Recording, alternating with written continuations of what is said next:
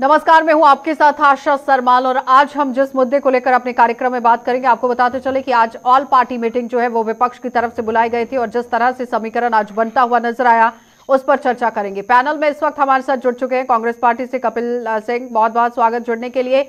और इसके साथ साथ ही बीजेपी से भी स्पोक्स पर्सन सुनील सेठी जी हमारे साथ हैं, आपका भी बहुत बहुत स्वागत जुड़ने के लिए।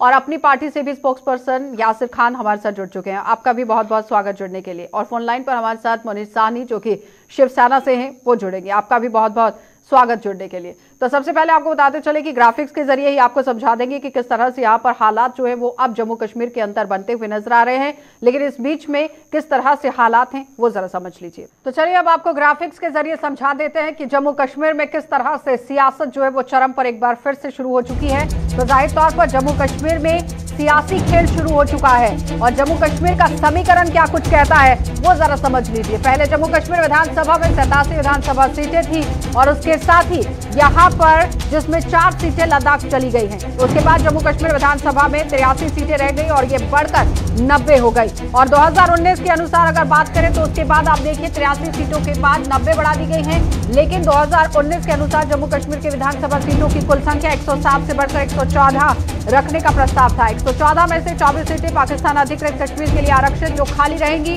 और पहली बार अनुसूचित जनजातियों के लिए 9 सीटें आरक्षित रखी गई। इनमें से 6 सीटें जम्मू और 3 सीटें कश्मीर के लिए निर्धारित कर दी गई और कश्मीरी पंडितों के लिए भी यहाँ पर सीटें रखी गई हैं। तो पहली बार यहाँ आपको दिखाना बहुत जरूरी है कि किस तरह से अनुसूचित जातियों के लिए, लेकिन इनमें से 6 सीटें जम्मू और 3 सीटें कश्मीर के लिए निर्धारित। और ज्यादा तौर पर आप समझते चलिए कि कश्मीरी पंडितों के लिए भी किस तरह से सीटें जो हैं वो रखी गई हैं और अब कश्मीरी पंडित किस तरह से समीकरण को बिगाड़ेंगे। पहली बार कश्मीरी पंडितों के लिए 2 सीटें रिजर्व करने की सिफारिश रखी गई और यहाँ विस्थापित जो शरणार्थी हैं उनके लिए भी कुछ सीटें आरक्षित रखने की सिफारिश की गई।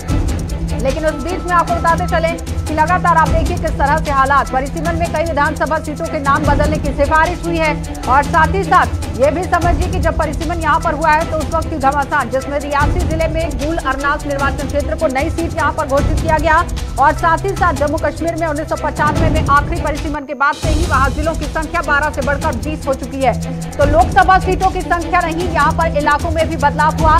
जम्मू कश्मीर में 5 लोकसभा सीटों में से किस तरह से यहाँ पर बदलाव देखा गया, बारामूला, श्रीनगर, अनंतनाग और उसके साथ साथ यहाँ राजौरी, उधमपुर और जम्मू को ही बरकरार रखा गया है। लेकिन इस बीच में लोकसभा सीटों की सीमाओं को पुनर्निर्धारित किया गया है और जम्मू के पीर पंचाल इलाके की बात करें तो अनंतनाग और जम्मू की सीटों की सीमाओं में भी बदलाव किया गया, लेकिन जम्मू के पीर पंचाल क्षेत्र को कश्मीर के अनंतनाग सीट से जोड़ दिया गया और साथ ही साथ जो पहले जम्मू संसदीय सीट का हिस्सा यहाँ पर थी और पूरी तरह से आप देखिए जिला पुंछ के अंदर भी पूर्वांचल की बात करें तो जाहिर तौर पर समीकरण वगैरह और जो पहले जम्मू संसदीय सीट का हिस्सा थे, लेकिन इस बीच में किस तरह से हालात रहे। श्रीनगर संसदीय क्षेत्र के यहाँ शिया बहुल क्षेत्र को बहुमल पूरी तरह से बारामूला क्षेत्र के अंदर और कश्मीर की पार्टियों का आरोप है कि नए समीकरण के बाद यहाँ बीजेपी हिंदू बहुल जम्मू को राजनीतिक बढ़त दिलाकर अपनी राजनीति चमकाना चाहती है, इस तरह से आरोप है विपक्ष का।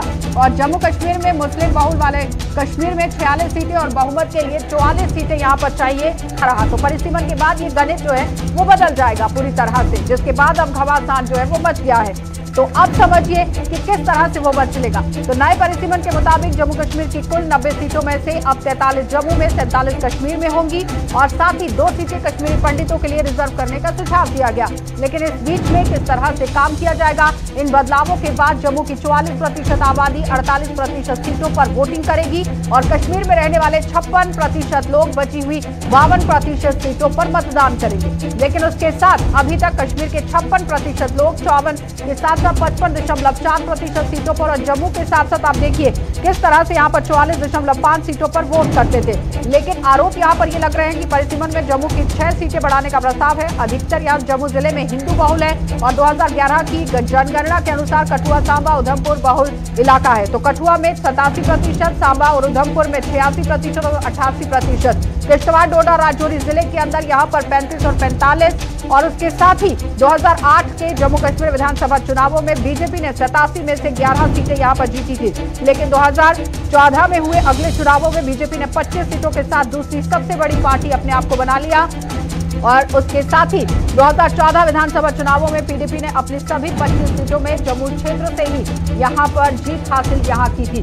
लेकिन आपको ये बताते चले कि पीडीपी ने 25 नहीं 28 सीटें जीती थी, और जबकि कश्मीर में उसका खाता यहां पर किस तरह से खुला था वो भी आपने देखा। लेकिन ऐसा माना जा रहा है कि परिसीमन में जम्मू के 6 सीटें जुड़ने से बीजेपी और ज्यादा मजबूत हो जाएगी, और वहीं पीडीपी और नेशनल कॉन्फ्रेंस को नुकसान होने की संभावना है, जिसकी वजह से अब परेशानी। और अगर पुंछ, राजौरी, जम्मू लोकसभा सीटें यहां बनी रहती है तो रिजर्व लोकसभा सीट घोषित करनी पड़ जा सकती है, और इससे बीजेपी को हिंदू वोट मजबूत यहां पर होगा, हिंदू वोट मिलेगा, और बारामूला के पुनर्गठन से शिया वोट मजबूत होंगे। इससे सज्जाद लोन की पीपल कॉन्फ्रेंस को भी फायदा होगा, और सज्जाद बीजेपी के करीबी माने जाते हैं। तो यहां से आप समीकरण समझ लीजिए, क्योंकि इस बार पुनर्गठन के साथ साथ अगर देखा जाए पीएचडी के साथ अपनी पार्टी और पीपल कॉन्फ्रेंस बिल्कुल भी नहीं दिखी। जम्मू कश्मीर पुनर्गठन अधिनियम के अनुसार परिसीमन का मुख्य आधार 2011 की जनगणना, तो उसके साथ ही साथ अगर करीबी है तो क्या हो सकता है वो भी आप समझिए।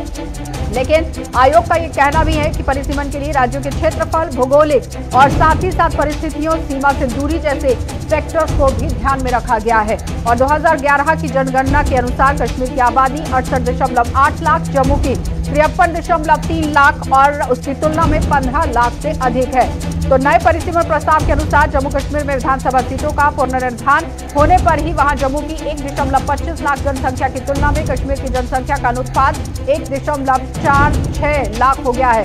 तो जाहिर तौर पर यहां जम्मू कश्मीर में आखिरी बार परिसीमन 1995 में हुआ था, और जब वहां राष्ट्रपति शासन लागू था, तब जम्मू कश्मीर विधानसभा की सीटों से बढ़कर 76 से बढ़कर 87 यहां पर कर दी गई थी, जिनमें जम्मू की सीटें 32 से बढ़ाकर 37 और कश्मीर की सीटें 42 से बढ़ाकर 46 कर दी गई। 2002 में यहां जम्मू कश्मीर की नेशनल कॉन्फ्रेंस सरकार ने राज्य के परिसीमन को 2026 तक के लिए टालने का प्रस्ताव पारित कर दिया था, और प्रशासन का यह भी कहना है कि किस तरह से यहां पर अब काम होगा ये देखने वाली बात है। लेकिन उसके साथ साथ आपको ये बताते चले कि ग्राफिक के जरिए ही आप समझ रहे हैं कि प्रशासन का क्या कुछ कहना है। तो प्रशासन जो वोट की बात कर रहा है उस पर क्या कुछ कह रहे हैं। 18 वर्ष से ऊपर के नए मतदाता इसमें जोड़े जाएंगे, जो आप देखिए निर्वाचन आयोग की तरफ से बात सामने रखी गई। निर्वाचन आयोग समय समय पर निर्धारित प्रक्रिया के अनुसार मतदाता सूची का संक्षिप्त पुनर्निर्माण करता है, और यहाँ पर मतदाता सूची में संशोधन से जम्मू कश्मीर और मौजूदा निवासियों को ही शामिल किया जाएगा। 25 लाख अतिरिक्त मतदाताओं से जोड़े जाने की संभावना, और 2011 के बाद अब मतदाता सूची में बढ़ चुके हैं 10 लाख मतदाता। इस तरह से संभावना जताई जा रही है। तो रिपोर्ट के अनुसार 2011 में जम्मू कश्मीर राज्य के विशेष सारांश संशोधन में प्रकाशित मतदाताओं की संख्या यहाँ 66,921 थी, जबकि अब मतदाता सूची में यह संख्या 76,02,397 हो गई है। और मतदाताओं के बढ़े हुए आंकड़ों के कारण नए मतदाता को शामिल करना है, जो अब 18 वर्ष हो चुकी है। विज्ञापन में यह भी लिखा गया कि कश्मीरी प्रवासियों के लिए उनके मूल निर्वाचन क्षेत्रों की मतदाता सूची में नामांकन के लिए विशेष प्रावधानों में कोई बदलाव नहीं किया गया है। तो इस तरह से यहाँ पर पूरी तरह समीकरण जो है वो रखा गया। तो चलिए अब बढ़ जाएंगे पैनल की ओर।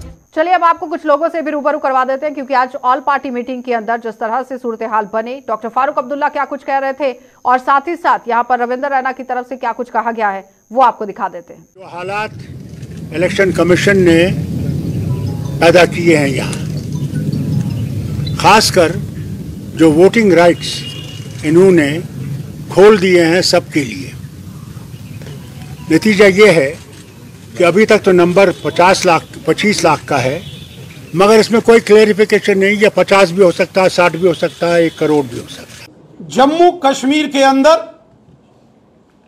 कांग्रेस, नेशनल कॉन्फ्रेंस और पीडीपी जैसे राजनीतिक दलों के नेताओं ने जम्मू कश्मीर के अंदर एक बहुत बड़ा प्रोपेगेंडा देश के विरुद्ध और जम्मू कश्मीर के जनमानस के खिलाफ शुरू किया है। चलिए बढ़ जाएंगे पैनल की ओर। और पैनल में जिस तरह से आप देखिए लगातार विपक्ष और पक्ष जो है वो अपनी अपनी बात सामने रखता हुआ नजर आया। तो सबसे पहला सवाल यहाँ पर सुनील सेठी जी आपसे ही होगा कि जिस तरह से आज ऑल पार्टी मीट हुआ है, किस तरह से अपनी प्रतिक्रिया भाजपा सामने रख रही है? देखिए, डेमोक्रेसी है, पार्टी को आपस में वार्तालाप करने का, आपस में बात करने का पूरा हक है, लेकिन ये वार्तालाप है इस चीज को समझने की कोशिश कीजिए कि आप आर्टिकल 370 जब खत्म हुआ और सेंट्रल लॉज जो है वो जम्मू कश्मीर के ऊपर अप्लाई सारे के सारे किए, तो फिर इसकी एप्लीकेबिलिटी का ये एक प्रारूप है, applicability of the central application. अब रिप्रेजेंटेशन ऑफ पीपल एक्ट पहले 1950 और 1951 का अप्लाई नहीं करता था। 1950 का जो है वो एक लिमिटेड एक्सटेंट तक अप्लाई करता था पार्लियामेंट्री इलेक्शन पर, लेकिन अब क्योंकि कॉन्स्टिट्यूशन ऑफ जम्मू कश्मीर खत्म हो गया, constitution of India Jammu Kashmir को अप्लाई करते हैं, representation of people act central वाला अप्लाई करेगा। तो central representation of people act में ये प्रावधान है कि वहाँ पे वोटिंग का राइट हर एक आदमी को मिलेगा जो इंडियन सिटीजन है, जो वहाँ का ऑर्डिनरी रेजिडेंट है। अब ऑर्डिनरी रेजिडेंट डेफिनेशन जो है वो एक्ट में पूरी डिफाइंड है, उसमें कोई कंफ्यूजन नहीं है। तो उसके तहत पोजिशन ऑफ लॉ ये है कि जो आदमी रहता है, चाहे वो नौकरी के लिए होगा, चाहे वो बिजनेस के लिए होगा, जो कैजुअल ट्रेवलर नहीं है, मतलब जो बिजनेस जैसे वैष्णो देवी के लिए अगर कोई भगत आते हैं या श्रीनगर में कोई टूरिस्ट आता है तो वो ऑर्डिनरी प्लेस ऑफ उनका रेजिडेंस नहीं होगा, कैजुअल विजिटर है। तो कैजुअल विजिटर नहीं है जो वहाँ पे नौकरी करने के लिए आया है, बिजनेस करने के लिए आया है या किसी और पोजीशन के लिए वहाँ पे रहता है, तो उसको हक देती है रिप्रेजेंटेशन ऑफ पीपल एक्ट की वो डिसाइड करे कि उसने अपना वोट कौन सी स्टेट में या कौन सी यूनियन टेरिटरी में बनाना है। अब तक जम्मू कश्मीर के लिए कोई अलग बात हो रही है, ये राइट जो है ये पूरे हिंदुस्तान में हर किसी को अवेलेबल है। अगर मैं जम्मू कश्मीर से उठ के दिल्ली में जाता हूँ काम करने के लिए, तो ये मेरा हक है कि मैं दिल्ली में ये डिसाइड करूँ कि दिल्ली के जमीन में वोट डालना है या मुझे जम्मू कश्मीर के जमीन में अपना वोट को रिटेन करना है। What right was available to all of the country that tried to Kapil ji, make जिस तरह से आप देखिए सुनील जी यहाँ पर बात कर रहे हैं कि वोट आपको किस तरह से बनाना है, उन्होंने पूरी तरह से प्रावधान के हिसाब से समझाया है। देखिए इसमें जो उसी इलेक्टोरल ऑफिसर ने कहा है, सुनील जी आऊंगी मैं आपके पास। कपिल जी ऑफिस हो रहे हैं, 1950 का एक्ट है और आर्टिकल 20 जो वोटिंग राइट्स देता है भारत के जितने भी नागरिक हैं सभी को, और उसमें ऑर्डिनरी और टेम्पररी वोटिंग राइट्स का भी प्रावधान है कि अगर कोई परमानेंट कहीं जाके बिजनेस करता है या कहीं कोई जॉब करता है तो उसको वहां पे पिछला वोटिंग राइट वेव ऑफ करके नया वोटिंग राइट में एनरोल होने का पूरा अधिकार है। लेकिन जिस तरह से बेल्ट फोर्सेस के जवान पीस एरिया में 2 साल, 2.5 साल, 3 साल रहते हैं, और एक एग्जांपल मैं आपको देना चाहूंगा, और जम्मू कश्मीर बैंक के जितने एम्प्लॉय हैं वो बाहर हैं, तो उनमें से कितनों ने अपने एनरोल किया उन्होंने आपको अपने वोटिंग राइट्स के लिए बाहर। जम्मू कश्मीर के अंदर Bharatiya Janata party misuse of article 20 करके और ऐसे लोगों को वोटिंग राइट देना चाहती है जो कि उनका राइट बनता नहीं, क्योंकि पीसफुल एरिया में जम्मू डिस्ट्रिक्ट, उधमपुर, कठुआ, सांबा, रियासी, यही 4 एरियाज हैं। यहाँ पर आप बेल्ट फोर्सेस के जवानों को वोटिंग राइट्स देने की बात कर रहे हैं, और जम्मू ही ओवर क्राउडेड हुआ है। आर्टिकल 370 के जो खंड इन्होंने कुछ खंडित किए हैं, उसके बाद बिजनेस और लेबर क्लास, मैं पर्टिकुलरली बात करूंगा कि लेबर क्लास को वोटिंग राइट कौन देता है कहीं पे? क्या 25 लाख वोटर जिस तरह से सुनील जी कमीशन जवाब दीजिए इस पर, यासिर जी फिर मैं आपके पास आ रही हूँ। सुनील जी इस पर जवाब दीजिए कि लेबर क्लास को कौन वोटिंग राइट देता है, ये सवाल में निशान छोड़ रहे हैं यहाँ पर कपिल जी। सुनील जी मुझे उनकी आवाज क्लियर नहीं आ रही, what is the question, can you repeat please? Sunil ji सवाल यहाँ पर कपिल जी ने ये छोड़ दिया है कि लेबर क्लास को कौन वोटिंग राइट देता है। देखिए मैंने आपको पहले क्लियर किया कि जो आदमी यहाँ पे जिसका ऑर्डिनरी प्लेस ऑफ रेजिडेंस जो है वो जम्मू कश्मीर होगा उसको वोटिंग राइट है।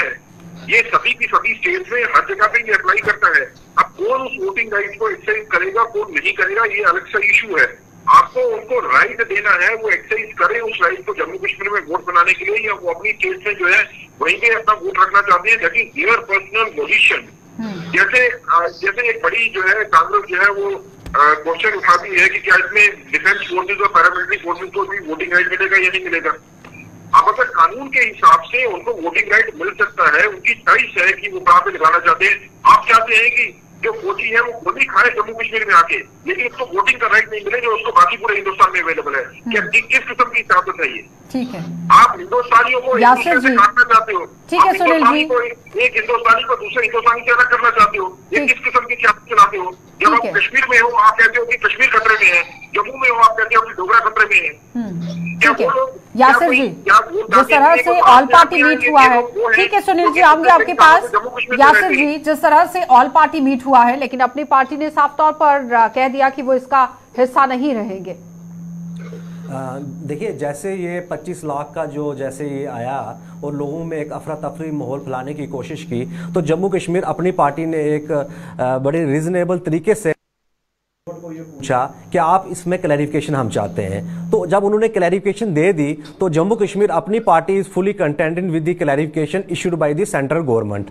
अब मैं आपको दूसरी बात करूंगा, जो PAGD की आप बात कर रहे हैं, आप एक चीज देखें, क्या प्रेगमेटिक अप्रोच क्या है, क्या ये चीज पॉसिबल है? माइग्रेशन जो होती है 25 lakh, it is not possible. ये एक तरह से एक आप बोल सकते हो पॉलिटिकल आर्गुमेंट करने के लिए मिल गया है। आप देखिए, माइग्रेशन के दो रीजंस होते हैं, सेफ्टी एंड सिक्योरिटी। क्या जम्मू कश्मीर में सेफ्टी एंड सिक्योरिटी के एतबार से कोई जम्मू कश्मीर की दूसरी UT स्टेट से यहां पर आएगा?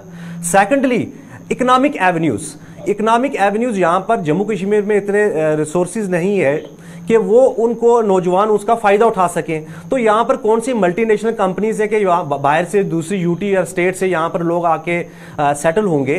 तो ये एक तरह से आप देखें, जो PAGD है आज उन्होंने फिर लोगों को गुमराह करने की कोशिश की इस मुद्दे पर कि आप देखें कि पहले जब 370 गया था तो उस वक्त शिवसेना उनसे अलग थी। आज शिवसेना इस मुद्दे पे आ गई है, यानी कि ये सिर्फ पॉलिटिकल मोटिव को अचीव करने के लिए लोगों में गलत तरीके की अफरा तफरी फैलाना चाहते हैं। मुनीश जी, आज शिवसेना भी PAGD का हिस्सा बनती हुई नजर आई, आप लोग भी वहां पर पहुंचे हुए थे। देखिए, जहां पर जनता की आवाज उठाई जाएगी, जन मुद्दों जन आकांक्षाओं की पूर्ति होगी, शिवसेना वहां हमेशा खड़ी है। जब तक बीजेपी जनता के मुद्दों की पूर्ति करती थी, जनता की आवाज बनती थी, जन मुद्दों को जो है हल करती थी, हम बीजेपी के साथ खड़े थे। आज बीजेपी अपने वादों से, जो जम्मू कश्मीर की आवाम के साथ किए गए थे, हमारे युवाओं के साथ जो वादे किए गए थे, उनसे पूरी तरह से भटक चुकी है। 3 साल का लंबा अंतराल बीत चुका है। 2019 के बाद आज तक जम्मू कश्मीर की आवाम के साथ जो वादे किए गए थे नहीं मिले। हमारा हक जो है बाहरी लोगों को देने के प्रयास हो रहे हैं। आज वो इतना बढ़ चुका है कि आज के बाद जम्मू कश्मीर का भविष्य तय करने के लिए भी बाहरी लोगों को भागीदार बनाया जा रहा है, जिसे शिवसेना कतई सहन नहीं करेगी। इसके लिए हम जिन पार्टियों का समर्थन लेंगे या जिन पार्टियों को समर्थन देंगे जो जनता की आवाज बनेंगे और जनता के मुद्दों को हल करने के लिए आगे बढ़ेंगे। जनता की आवाज बनेंगे और जनता के मुद्दों को हल करेंगे। सुनील जी, जब तक बीजेपी काम करती रही तो बीजेपी के साथ चले, लेकिन अब यहाँ पर नहीं किया जा रहा है, इस तरह से सवाल छोड़ा गया है मुनीष साहनी की तरफ से। शिवसेना की हालत को समझना जो है तो ज्यादा मुश्किल नहीं है। ये महाराष्ट्र की पॉलिटिक्स को जम्मू कश्मीर में खेलना चाहते हैं। भारतीय जनता पार्टी ने कब लोगों के हितों में बात नहीं की। जब कॉन्स्टिट्यूशन ऑफ जब इंडिया अप्लाई करता है तो कॉन्स्टिट्यूशन ऑफ इंडिया की अप्लाई करने की एप्लीकेबिलिटी के तहत कुछ प्रावधान जो है जम्मू कश्मीर के ऊपर अप्लाई करेंगे। लेकिन मेन मकसद ये है कि आज तक जम्मू कश्मीर में आर्टिकल 370 की वजह से जो policy of exception to rule apply करती रही। जब पूरे हिंदुस्तान में कोई कानून अप्लाई करता था, आपने उसमें एक्सेप्शन क्रिएट की 35A करके। आप वही एक्सेप्शन आप दोबारा चाहते हो। आप चाहते हो कि वही एक्सेप्शनल रूल यहाँ पे लग जाए कि जो जम्मू कश्मीर का डोमिसाइल है सिर्फ उसी को राइट मिले वोटिंग का, बाकियों को नहीं मिले। डोमिसाइल का वोटिंग राइट के साथ कोई लेना देना नहीं होता। वोटिंग राइट एक अलग चीज है। वो इस वोट का राइट लेने के लिए किसी को जम्मू कश्मीर में आना नहीं है। ये ऑलरेडी आदमी जो जम्मू कश्मीर में है, जो महिलाएं जम्मू कश्मीर में है, उन्हीं को राइट मिलेगा। लेकिन इसके तहत जो वेस्ट पाकिस्तान रेफ्यूजी है, 1 लाख से ज्यादा आदमी है, उनको वोटिंग राइट आज तक नहीं मिला। अगर चीफ इलेक्टोरल ऑफिसर ये कहते हैं कि नए वोटर बनेंगे, he is also referring to west Pakistan refugee, he is also referring to Gorkha, he is also referring to Valmiki, he is also referring to the person who are serving in Jammu Kashmir. क्या गलत है उसमें? कपिल जी, जिन लोगों के पहले वोटिंग राइट्स नहीं थे उन्हें वोटिंग राइट्स मिल रहे हैं, क्या आपत्ति है? ठीक है सुनील जी, सुन लीजिए। कपिल जी, मैंने अपना सवाल पहले भी छोड़ा था कि चीफ इलेक्शन कमिश्नर को कैसे पता है कि 25 लाख वोटर जो है वो एनरोल होने जा रहे हैं। ठीक है, जो 18 साल 8 एज बार है उसको वोटिंग राइट होगा, इसका भी डाटा गवर्नमेंट के पास रहता है। वेस्ट पाकिस्तानी रिफ्यूजीज का डाटा भी गवर्नमेंट के पास है, लेकिन exact data 25 lakh voter enrol होने जा रहे हैं जम्मू कश्मीर के अंदर, ये आप पुख्ता सबूत के साथ कैसे कह सकते हैं? क्योंकि लिस्टें जो है वो यूपी में बनी है, गुजरात में बनी है, नागपुर में बनी है, और भाड़े के वोटर लाकर भारतीय जनता पार्टी जम्मू की सत्ता, कश्मीर की सत्ता में काबिज होना चाहती है, क्योंकि भारतीय जनता पार्टी को पता है कि जम्मू की जमीन जो है वो उससे खिसक चुकी है। और एक ऐड आया करता था गुजरात के लिए कि आइए, तो एक बार तो आइए गुजरात में, और वो ऐड चरितार्थ होने जा रहा है जम्मू कश्मीर के अंदर कि आप आइए जम्मू कश्मीर में, वोट डालिए और फिर जाइए जम्मू कश्मीर से। ये आप किस तरह का मजाक कर रहे हैं जम्मू कश्मीर की जनता के साथ? इस पर आपकी प्रतिक्रिया कि आइए जम्मू कश्मीर में वोट डालिए और चले जाइए? बिल्कुल नहीं, ये बिल्कुल गलत बात है। एक आदमी जो एक्सचेंज करेगा कि उसने वोट जम्मू कश्मीर में डालना है, उसका वोट जम्मू कश्मीर में होगा, उसको अपनी स्टेट से कैंसिल करवाना है अपना वोट। दूसरी बात, जो ये कहते हैं कि चीफ इलेक्टोरल ऑफिसर ने नंबर कैसे था, अब तो उसको जस्टिफाई नहीं करते। गवर्नमेंट ऑफ इंडिया की उसमें क्लैरिफिकेशन आ गई, उसने 25 लाख क्यों कहा, that he is to exchange.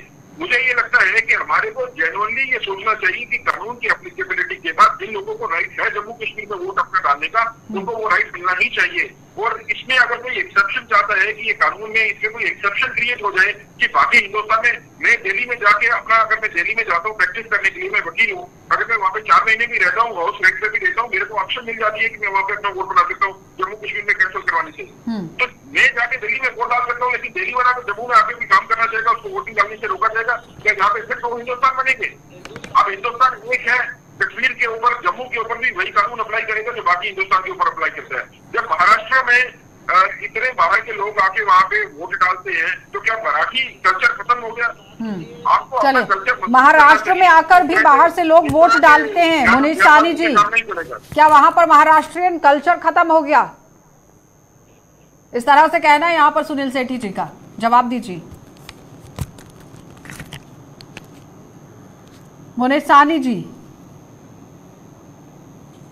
शायद हमारा संपर्क उनसे टूट चुका है, एक बार फिर से संपर्क साधिए, क्योंकि महाराष्ट्र की बात उन्होंने कह दी है तो महाराष्ट्र की ही बात करना बहुत जरूरी है कि आखिर तब तक यासिर जी आपके पास आएंगे। जिस तरह से महाराष्ट्र की बात उन्होंने कह दी है, तो क्या वहां पर संस्कृति और पूरी तरह से कल्चर खत्म हो जाएगा?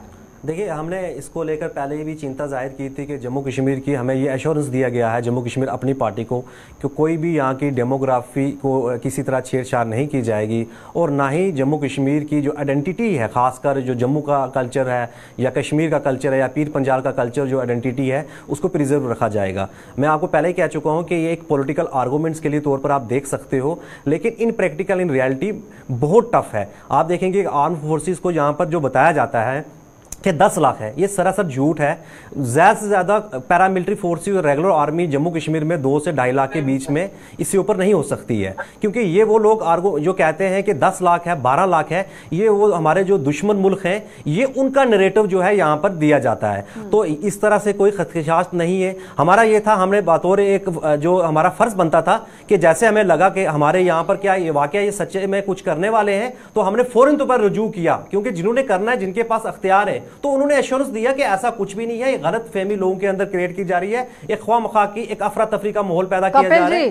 गलत फहमी पैदा करने की कोशिश की जा रही है लोगों में विपक्ष की तरफ से। मैंने पहले ही कहा कि आज जो जम्मू कश्मीर के ऊपर कानून नाफिज होते हैं, मैं उसके मुताबिक बात कर रहा हूँ, और जो आर्टिकल 20 के तहत हमें जो वोटिंग राइट मिला है उसमें यही है कि अगर आप परमानेंटली कहीं बिजनेस करते हैं, उसके तहत आपको वोटिंग राइट मिलता है, लेकिन उससे पहले आप पीछे अपना वोटिंग राइट वेव ऑफ करते हैं। कहीं आप परमानेंटली जॉब करते हैं तो आपको वोटिंग राइट मिलता है। बेल्ट फोर्स के जवानों के पास ऑलरेडी ऑप्शन है कि वो बैलेट जो करते हैं वो थ्रू बाय पोस्ट करते हैं। 2-2 साल की, 2.5 साल की, 3-3 साल की पोस्टिंग रहती है उनकी हर स्टेट के अंदर। उनको तो ऑलरेडी प्रावधान है। सुनील जी, ये मैंने कहा ना कि जम्मू कश्मीर के अंदर भारतीय जनता पार्टी की जमीन खिसक चुकी है, लेकिन उसके बावजूद भी देखिए, अगर कोई किसी और स्टेट में वोटिंग करता है तो जब उसका प्लेस ऑफ रेजिडेंस चेंज होता है, चाहे नौकरी की वजह से, बिजनेस की वजह से, किसी और वजह से, तो उसको ये राइट है कि वो अपनी पहली वाली स्टेट से अपना वोट कैंसिल करवाए और दूसरी स्टेट में जाके अपना वोट जो है वो रिवाइज करवा दे, वहां की असेंबली में वोट डाले। ये कानून section 19 representation of people act उसको राइट देती है। अब ये राइट जो है पहले जम्मू कश्मीर में आधा नहीं होता था, क्योंकि यहाँ पे रिप्रेजेंटेशन ऑफ पीपल एक्ट जो है वो स्टेट का अपना था। आज वो स्टेट का एक्ट नहीं है, सेंट्रल का एक्ट अप्लाई करता है। वो कानूनी प्रावधान वही अप्लाई करेंगे जो बाकी पूरे हिंदुस्तान में करते हैं।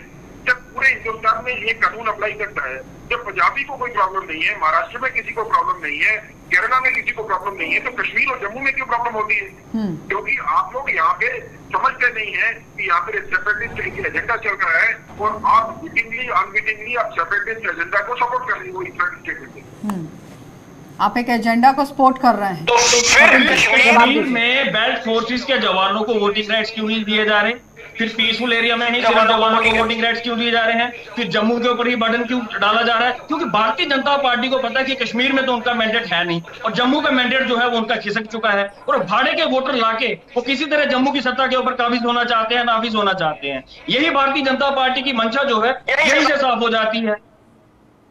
पहले ये समझने की कोशिश कीजिए कि पीसफुल एरिया कौन सा है और कौन सा एरिया पीसफुल नहीं है। वही जम्मू डिस्ट्रिक्ट है जनाब। होता है, नोटिफिकेशन होता है, पूरे का पूरा कश्मीर जो है वो पीसफुल है, अनपीसफुल नहीं है। यहाँ कोई ऑपरेशन नहीं चल रहा है आर्मी का। ये एक्टिव और इनएक्टिव सर्विस नहीं है, ये पीसफुल एरिया है और नॉन पीसफुल एरिया है। यासिर जी, आज अपनी पार्टी और पीपल कॉन्फ्रेंस ने पूरी तरह से किनारा कर दिया पीएजीडी से। क्या लगता है कि बी टीम जिस तरह से बीजेपी की कही जाती थी, आज कहीं ना कहीं प्रूफ भी दे दिया गया? देखिए, जब नेशनल कॉन्फ्रेंस बीजेपी के साथ थी तो तब कोई नहीं कहता था, और जब पीडीपी उनके साथ थी तो तब उनको उसके बाद जब अलायंस से बाहर आए तो उनको याद आया कि नहीं, अब हम अलायंस में नहीं है, तो बी टीम कहना शुरू हो गए।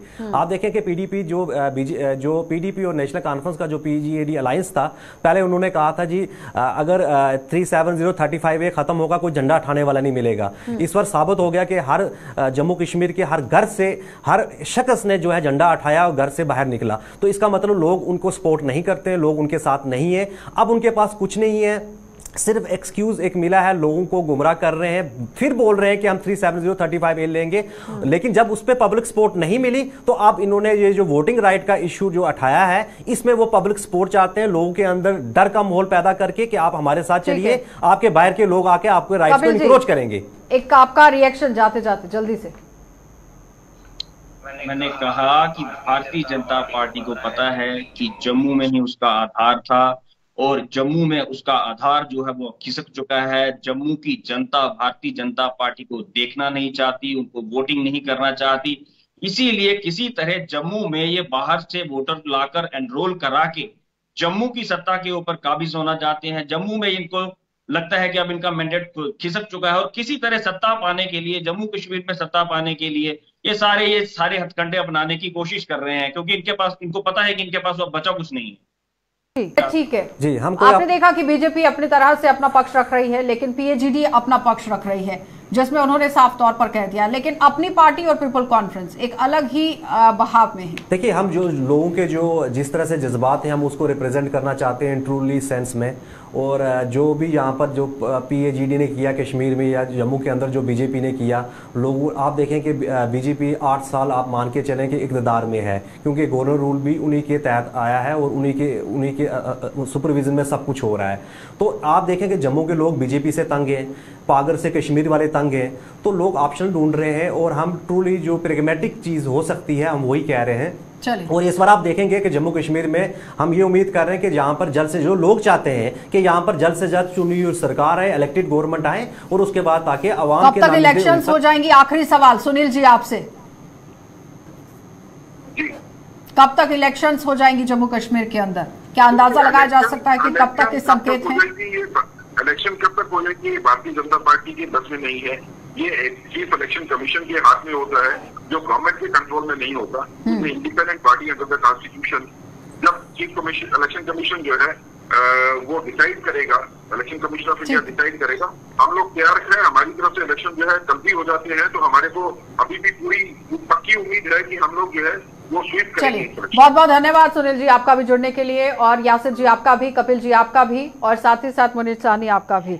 तो फिलहाल आपने देखा कि किस तरह से यहाँ पर घमासान जो है वो मचता हुआ नजर आ रहा है। लगातार अपनी अपनी पैठ बनाने की कोशिश तो की जा रही है, लेकिन आज विपक्ष एकजुट होता हुआ नजर आया और अपनी पार्टी और पीपल कॉन्फ्रेंस की तरफ से अपनी अलग ही एक नैया जो है वो चलाई जा रही है। लेकिन उस बीच में भारतीय जनता पार्टी ने अपना पक्ष पूरी तरह से सामने रखा है और इलेक्शंस की बात को लेकर जिस तरह से यहाँ पर विपक्ष ने भी निशाना साधा कि कब तक इलेक्शंस हो जाएंगी, तो उसमें भी भारतीय जनता पार्टी ने अपना पक्ष जो है वो क्लियर कर दिया है कि ये सब काम यहाँ इलेक्शन कमीशन ऑफ इंडिया के हाथ में है। वही बताएगा कि कब तक यहाँ पर चुनाव होने वाले हैं। लेकिन अगर भारतीय जनता पार्टी की बात करें तो वो पूरी तरह से तैयार है। आप देखते रहिए कार्यक्रम।